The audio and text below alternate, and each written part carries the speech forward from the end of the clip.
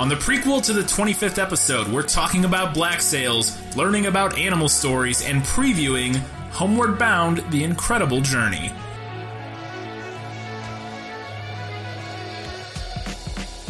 Hello and welcome back to the prequel to the 25th episode of This Film Is Lit, the podcast where we talk about movies that are based on books. It's a prequel episode. We don't have a full review this week. We didn't see any new movies, but we did just finish Black Sails, the Stars original, I believe, TV show. And I just want to talk about it for a few minutes because I don't think we've ever talked about it on the podcast. And I know people are still waiting for Game of Thrones, so we might be able to give you something to fill your time until the final season of Game of Thrones comes out, if you haven't already watched it. So let's talk about Black Sails.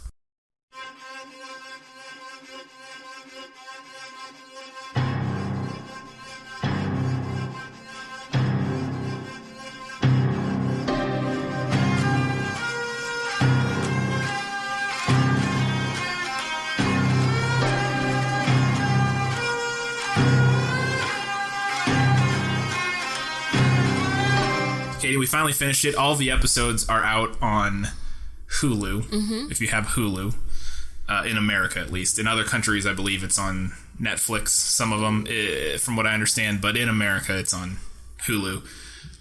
We finally finished it because we were waiting. We'd watched the first 3 seasons rather quickly, and then the 4th season just aired last summer, I believe. And so it finally came to, or last fall, maybe. It wasn't too long ago. Finally showed up the 4th season so we could finish it off. And it's a good show. It's pretty amazing. It's a great show.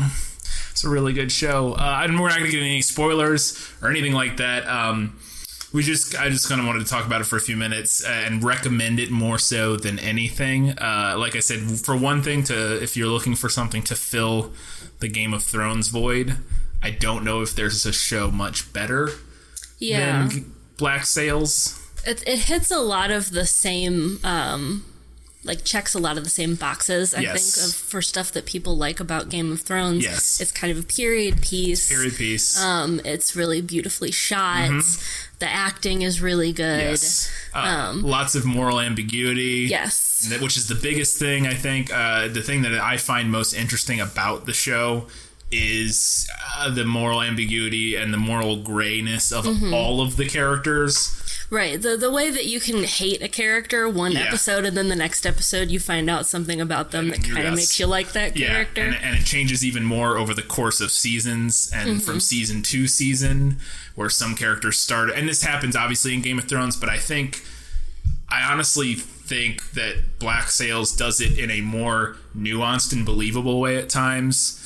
Yeah. With developing characters to where it tends to be in Game of Thrones, I've noticed, not all of them, but a lot of times our upstairs neighbors are slamming around their child. Oh, I found out they have 2 kids up there. So we'll do our best to hopefully that won't be in the thing, or it'll be there, but hopefully it won't be too obnoxious. One of the things that like in Game of Thrones, when characters have arcs, and not to spoil anything, but and if you want Game of Thrones spoiler for one character, skip forward 15 seconds. But Jaime's arc in Game of Thrones goes from a character we despise in the first season to a character we love, basically, in the later seasons, without getting into the details. And he still has moments here or there where in later seasons, there's still things you dislike about him at times. But the thing that Black Sails does really well, I thought, was constantly everybody teeters on that, on that line back and forth between, because a lot of them are pirates, other ones are like business owners, and then even the people who are like part of the government, or the governors and that sort of thing, the political figures. Everybody. Now there are some that are just kind of outright villains, and occasionally there's some that are just kind of outright good guys, but that's super rare. I don't know. I can't think of anybody who's an outright good guy. Yeah. But there are some that are just like kind of villains. It's rare, but there are a couple, and they're usually minor characters who are just there to like get a good, satisfying death when they finally die. But like they're not major players. All of the major players like constantly teeter back and forth between you disliking them and liking them, which is a really interesting thing. Because like in Game of Thrones, you don't ever dislike Jon Snow. Yeah. Like, there's occasionally times where he does something you're like, that's dumb, maybe, but not, like, actively like, God, that's not nice. Right. That's I mean, cool. there are times when Jon Snow makes me roll my eyes, but I'm never like, oh, I wish he would die. Yeah.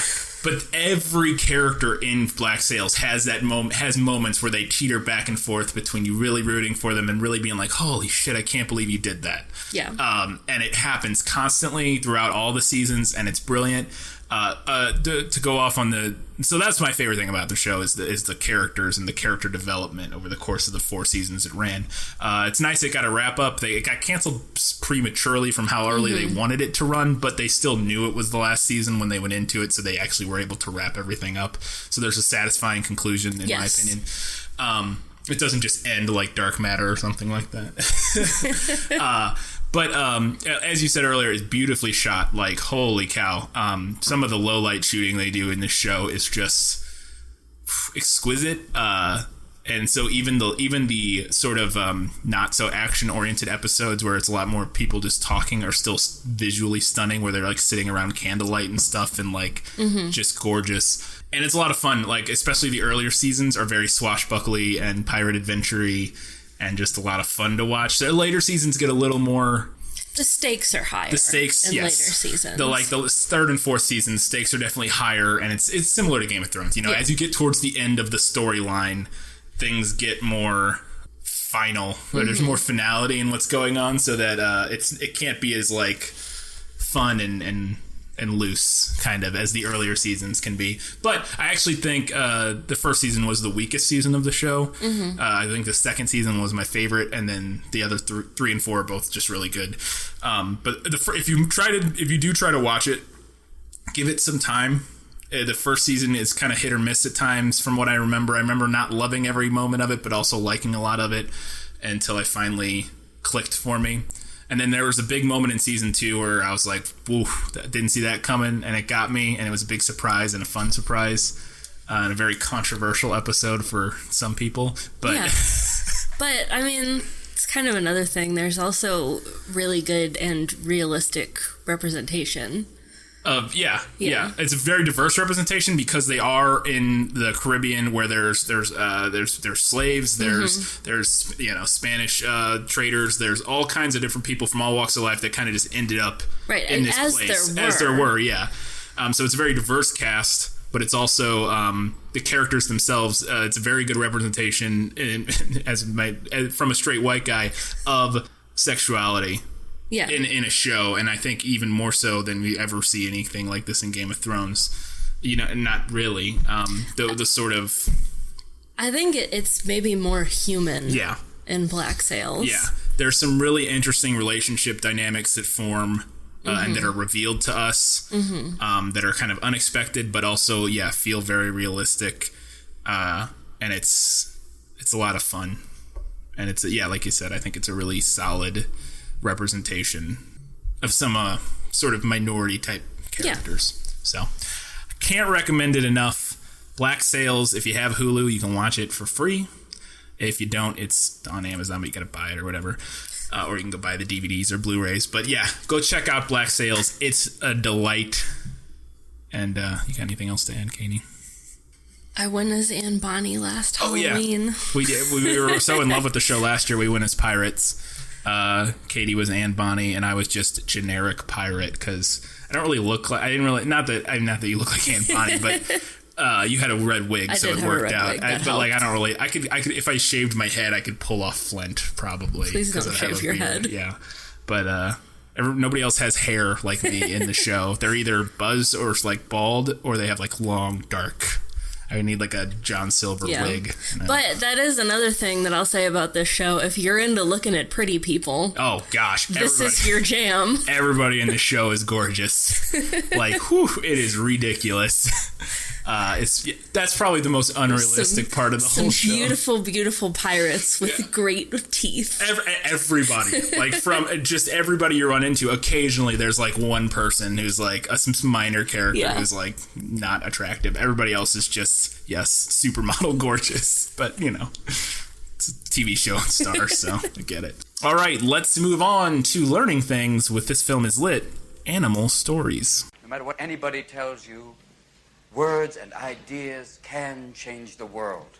So animal stories, specifically in children's literature, which is where you see them most. Right, so it's where you see them most. They tend to populate children's literature more frequently than they do adult literature. Yeah. So animal characters have been a staple in children's literature, basically since it started becoming a genre in its own right. Around 1900, turn of the century, that's when we started kind of formulating the idea of childhood that we have now. So there started being a genre of literature specifically for children. It also started to be a little cheaper to print books. Yeah. So yeah, that's true. Before that, animal characters were a staple in fables, fairy tales, folklore, stuff that is now thought of as children's stories that were not previously thought of as children's stories. So they kind of made the jump over when children's lit became a thing. Children's authors have kind of leaned on animal characters for so long because it's been kind of a long-held thought that children respond better to lessons taught through analogy. For example, Winnie the Pooh stories feature Eeyore, right? He's kind of whiny, he's kind of depressing, kind of mopey.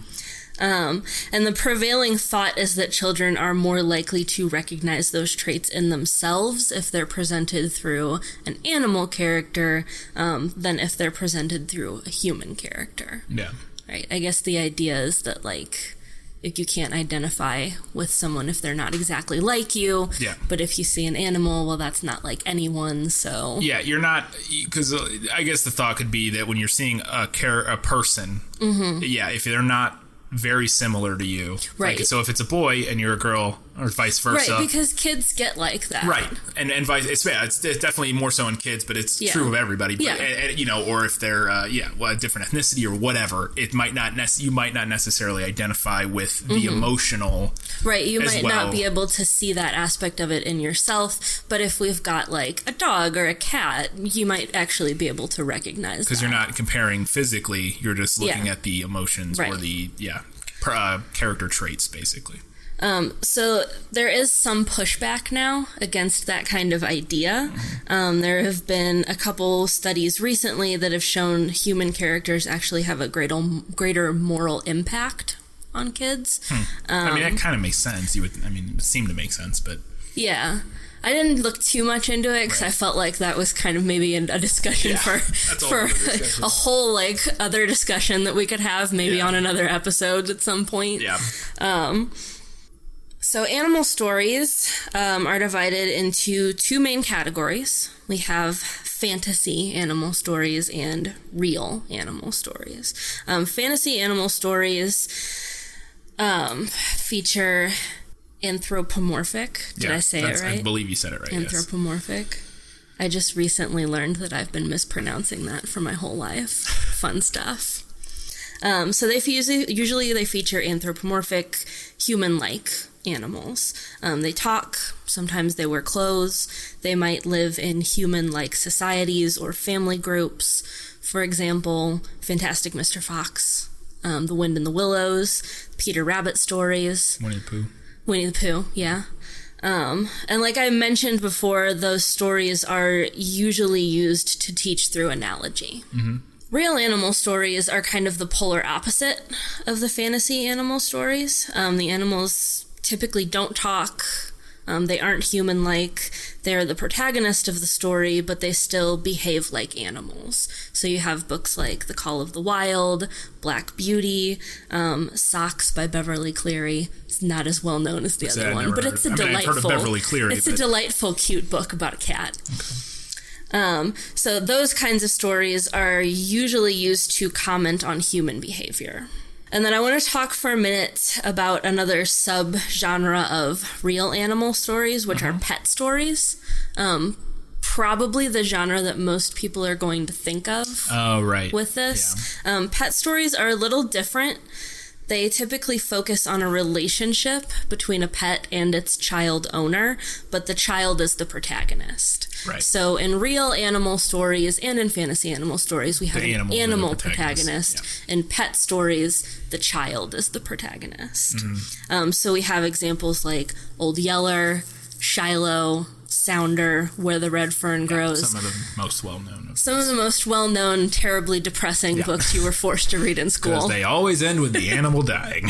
Oh, yeah. You pick out a book with a dog on the cover. That dog is dying. Going down.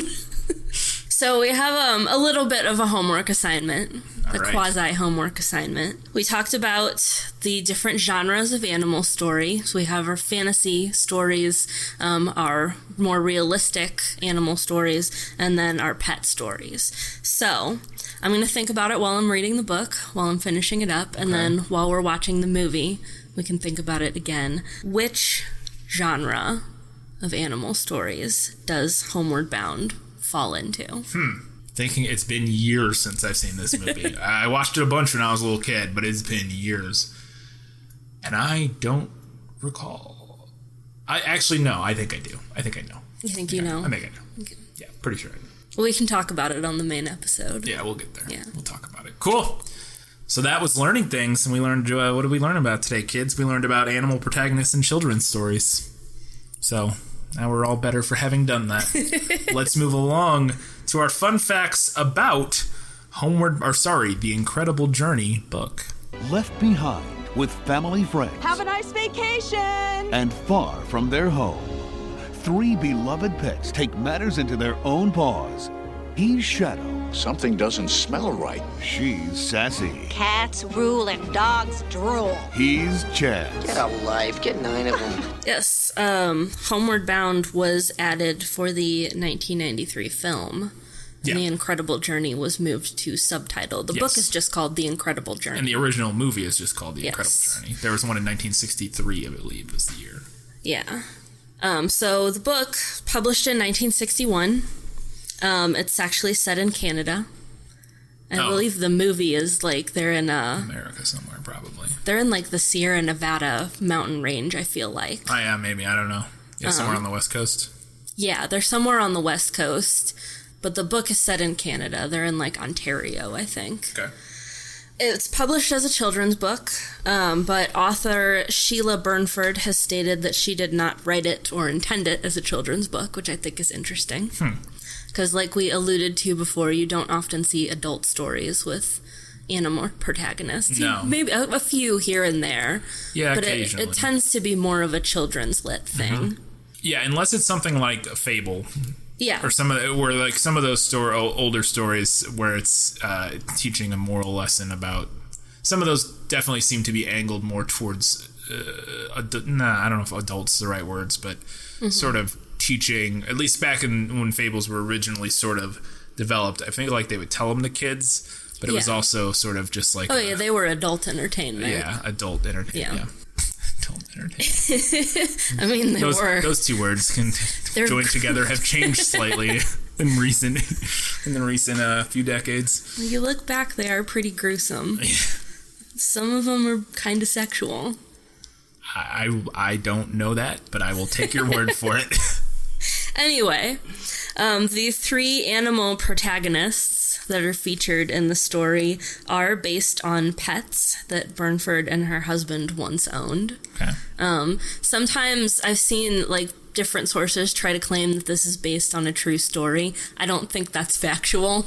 No. I think they're taking the idea that she had these three animals and like kind of trumping that up. Vaguely inspired by real animals. Yeah. Where, like, she was probably sitting around thinking, what would my pets do if they had to trek across Canada? Yeah. The book was not an immediate success. It was a modest success, but it became much more widely known after that first film adaptation. Which only came out 2 years, I believe, 2 years after. Yeah, it was 1963. Which I didn't know that there was another film. I had no idea. I had no idea until I was looking up stuff for this one, or for the new movie, and I saw that it was a remake, basically. Well, kind of, like a reimagining or whatever. But basically a remake. The book won the Canadian Library Association Book of the Year for Children. and it also won the ALA Ariane Award. I don't know what that is. I'm guessing it's something Canadian. Probably. Although ALA, that's American Library Association. Yeah. So I don't know what that is. I have no idea. I don't know who Ariane is. All right. I want to talk for just a second about the author because she sounds pretty badass. She's Scottish. She worked as a volunteer ambulance driver during World War II. Nice. And she has several other books, but one other one of hers that I thought sounded interesting is a kind of a memoir. It's called One Woman's Arctic. And she spent 2 summers kind of traveling around like way up north on a traditional Inuit dog sled, the name of which I fear to try to pronounce. Yeah. And she also assisted in archaeological excavations up there, and she saw the migration of narwhals. Oh, so those animals I learned were real like not too long ago. And not just a meme. Nope, they're real. So I thought that sounded pretty cool. Yeah. She sounds like she was probably a pretty cool person. Yeah. And that's all the fun facts I have. All right, I have very few for the movie, so let's talk about those now. It will be an incredible journey home. Hey guys, wait up! Come on! Home is just over that mountain. Critics agree. 2 thumbs up, says Siskel and Ebert. A masterpiece of family entertainment, says ABC TV. In the classic tradition of Walt Disney Entertainment comes Homeward Bound, The Incredible Journey. Movie, as I said, is a remake of the 1963 The Incredible Journey. Came out in 1993, this version, directed by Dwayne Dunham. A fun fact about that guy, he hadn't directed a lot of things that people have heard of, but he worked on Star Wars Episode 5 and Episode 6, Empire Strikes Back and Return of the Jedi, and he was actually the editor for Return of the Jedi, so he's been in it wasn't the Disney family back then, but he's also worked on a lot of Spielberg movies in like different departments. He worked on a couple of the Indiana Jones films and something else.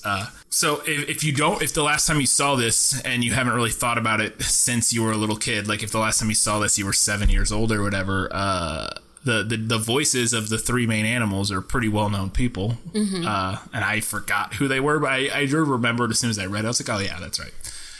But so Chance is voiced by Michael J. Fox. Sassy, the cat, is voiced by Sally Field. And then Shadow, the other dog, is voiced by Don Amesh, he's just an old actor. He's been in a handful of things. He was probably best known for Cocoon, the movie Cocoon, and he was also in Trading Places. Who was in that? Dan Aykroyd and Eddie Murphy, I believe, movie. Comedy from like the 80s. This was one of his last movies before he passed away. But he had a wise sage voice. He was very old at this point, so. This is one of the rare talking animal movies where the animals' mouths don't move. And thank God for it. I hate when they make the animals' mouths move. It looks so weird, whether they do it through, and now this was, 93, they could have done it through CGI, but it would have been a nightmare to always have them doing that. This is at the time where it would have been more likely that they would have smeared peanut butter in their mouths every time they wanted them to talk. Which, from my memory, how many times they talk in this movie, that would have been impractical. Well, yeah, they're the 3 main characters. Yeah. So I thought that would be, it just makes, you don't need them to talk. We don't need that. And I think that might be one of the reason this movie has had the kind of staying power that it has. Like, a lot of people remember it really fondly. They don't remember it as something, like, goofy. No, because it's not, and it's especially because there's nothing dated about it in terms of, like, there's no CGI. I'm sure maybe there's a little bit, but there's no CGI to be dated. There's not really, and they didn't do the weird, and it's just sort of just filming the animals doing their thing, and then really good voiceovers by very talented actors and actresses. So, and finally, there's a scene, and I want to look for this, and I like when I find things like this because before we watch the movie, I always think it's interesting. There's apparently a scene, and it didn't say when it was, where Chance jumps out of a car. Is that like when they escape? I don't know. It's been so long since I've seen it. I don't remember that, but I think I have an idea of when it is, but I don't remember that particular Do you remember scene. roughly when it is? Closer to the end, I want to say. So there's a part where he jumps out of a car, and there's the youngest child is in the scene. There's a young child in the scene, and apparently somehow chance causes the child to bang his head against the car door. Oh. And it happened, and it's so severe of an impact that the camera quickly pans away. And well, maybe I'm not thinking of the right scene then, because I don't think the kids were in the scene that I'm thinking of. I'm thinking it might be early in the movie then. So we need to watch for that. Yeah, so apparently a scene where Chance jumps out of the car and something involved in the process of him running away, either he hits the kid or like the kid's holding his leash, or I don't know, but he pulls the kid and the kid slams his head against the door, and apparently they were like, oh no, and like panned away very quickly. So I want to look out for that.